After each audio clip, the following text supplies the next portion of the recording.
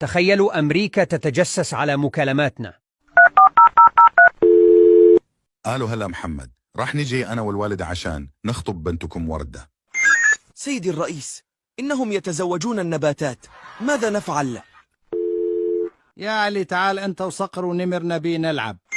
سيدي إنهم يلعبون مع النمور والصقور، ماذا نفعل؟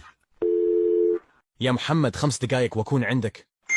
سيدي إنهم سريعون جدا، فهم يحتاجون 5 دقائق فقط لفعل أي شيء. آل سارة، شكل مريم عطتني عين. سيدي الرئيس، إنهم يتبادلون الأعضاء فيما بينهم، فماذا نفعل؟ قالوا عبد الله تعال حنا قاعدين نتمشى بالحديقة.